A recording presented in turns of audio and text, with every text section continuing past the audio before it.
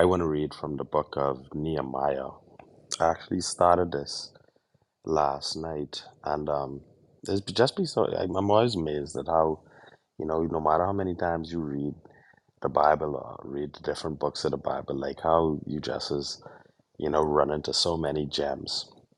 And this book of Nehemiah, um, it was just very interesting, to see like how he spoke favor over his life, like how he was such a good manager, and that's what really stood out for me. Um, and it was just interesting. Um, I wanted to read a verse from there that I took from it last night. So Nehemiah 2:8 says, "And please give me a letter addressed in Asaph, the manager of the king's forest, instructing him to give me timber. I will need it to make beams for the gates of the temple fortress, for the city walls, and for a house for myself." And the king granted these requests, because the gracious hand of God was on me.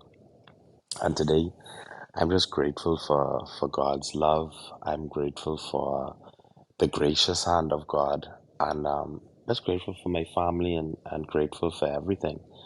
You know, um, this what I loved about this verse was, and I know anyone who knows me know what it was. It's the end part what stood out, right?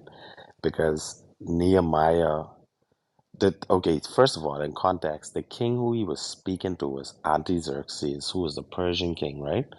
Who was like known to be like this, this conqueror, like this big sort of vicious guy.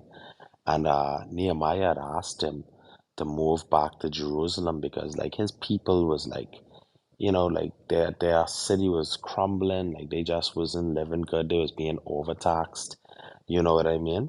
And nobody had the courage to basically ask this king for anything, you know. But Nehemiah, recognizing the fact that he had the hand of God on him, went and asked him, and God granted him, what he really desired. And when he went into the city, he faced so many different minor trials and tribulations, mostly from his own people hurting his own people, but then others trying to hurt him as well, and all throughout the book of Nehemiah, he talks about the hand of God being on his life, the hand of God, like in almost everything that happens, he says that, okay, this won't happen because the hand of God is on my life. And this will happen because the hand of God is on my life. And that it just reminded me how important it is for us to speak that over ourselves and speak that over our lives. Like whenever good things happen to us, we have to remind ourselves that, the reason that these good things happen to us, we aren't lucky, it's because we have the gracious hand of God over our life, you know. When we shielded from bad things, you know what I mean? We need to remind ourselves as well too, that again, we're not lucky, you know. This is the gracious hand of God that has been placed over our life.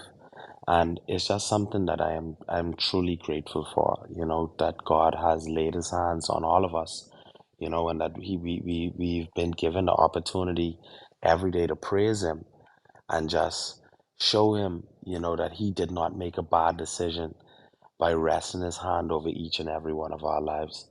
So I continue to pray every day for every single person who's here, every single person that listens, that you may have the gracious hand of God touched over your life. And just keep reminding yourself that. Just keep reminding yourself that you're not lucky. You have the gracious hand of God over your life. I'm Kerry and I relinquish my mic.